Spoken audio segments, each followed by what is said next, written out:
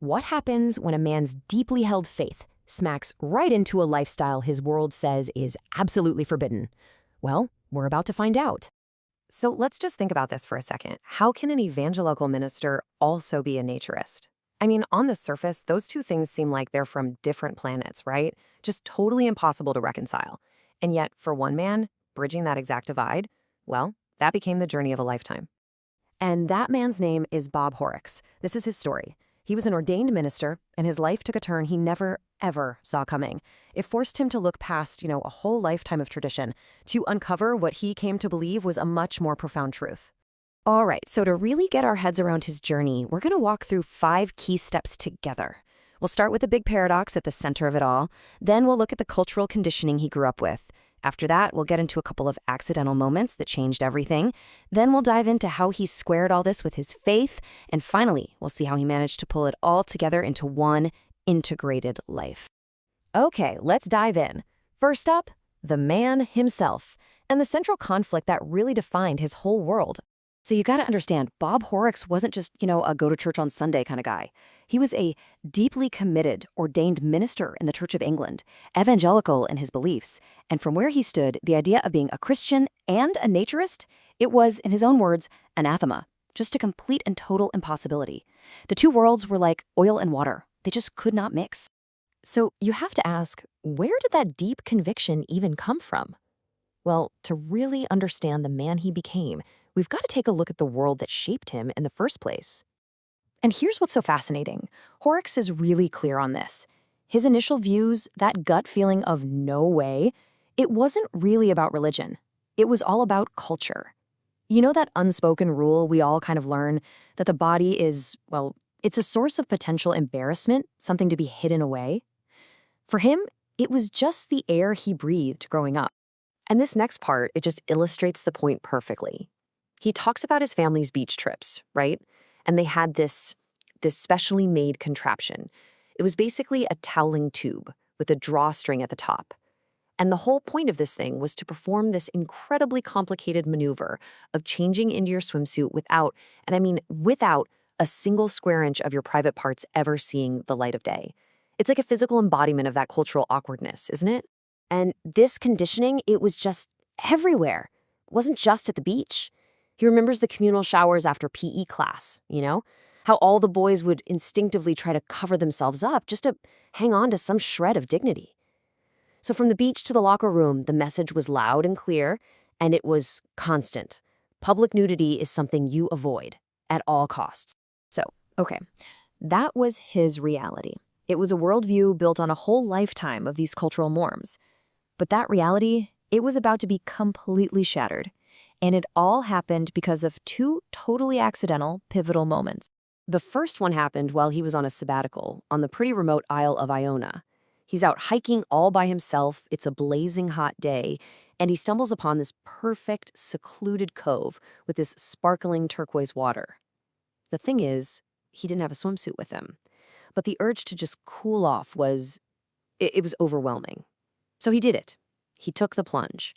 And that feeling of the cool water on his skin, with no fabric in the way, he said it was just absolutely exhilarating. And right there, a tiny seed of a whole new perspective was planted.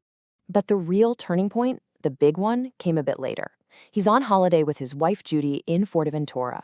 They just, pick a spot on the beach, set up their towels, and it takes him a little while to even realize what's going on. They're surrounded by people with no clothes on. Men, women, kids, everyone just chilling, relaxing, as if it was the most natural thing in the entire world. And his shock wasn't what you'd think. It wasn't about scandal or anything like that. His shock was all about how, in his words, abnormally normal the whole scene felt. So now you've got these 2 really crucial pieces of the puzzle, right? The experience on Iona, that was solitary, it was spiritual, it was exhilarating. But then Fuerteventura, that was totally different. It was social, it was normal, it was just comfortable. All of a sudden, this wasn't just about some private, personal feeling anymore. It was about a totally different way of just being in the world with other people. And this collision, this powerful, lived experience, crashing head-on into a lifetime of cultural conditioning, it basically forced him to go on a quest. He had to figure this out. How could this incredible feeling of goodness and freedom possibly align with his deeply held faith? Yeah, that was the heart of the problem, wasn't it? The experience felt fundamentally good. It felt healthy. But how could that be when it seemed to fly in the face of everything he'd ever been taught? That single question sent him back to the one place he could think to look for real answers: the scriptures. And you know what? Reading the Bible with these new experiences fresh in his mind, well, he started to see things in a whole new light. He started focusing on passages like Genesis 1:27, the whole idea that we're all created in God's image, which, if you think about it, means the human body itself, in its natural state, is a reflection of the divine. Then he went back to the Garden of Eden, and he realized, wait a minute, the story starts with Adam and Eve being naked and feeling no shame. That suggested to him that shame wasn't the original God-given plan. It was something that came later. And finally, he really rethought that idea from 1 Corinthians about our bodies being a temple of the Holy Spirit. Not something dirty to be hidden away, but something truly sacred, something to be honored. And at the same time he's doing all this theological digging, he starts to look into what naturism actually is. What's the official definition? And what he found kind of blew him away. It had nothing to do with lewdness or anything like that. It was defined as a lifestyle in harmony with nature, characterized by self-respect. And when he read that, he realized, wow, this philosophy, it actually aligns perfectly with his new theological understanding. So, okay, he's had this huge personal and theological revelation, but this wasn't something he could just keep to himself. The next chapter in his story was all about taking that private belief and turning it into a public, fully integrated identity. Now, this wasn't like flipping a switch. It was a gradual process.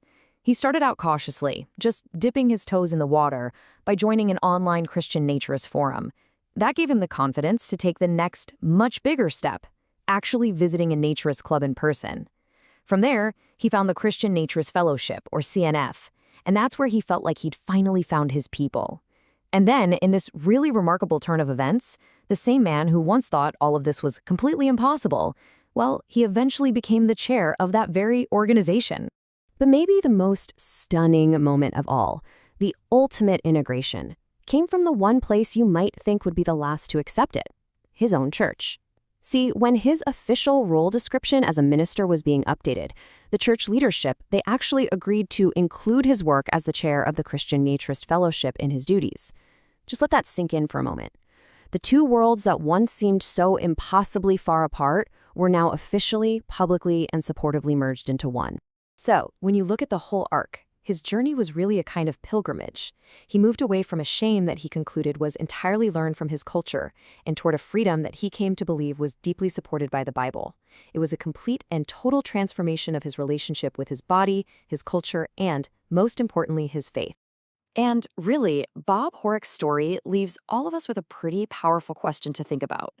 He uses the word blinkers, like the ones they put on horses, to describe all the cultural assumptions that stop us from seeing things clearly. And it really makes you wonder, doesn't it?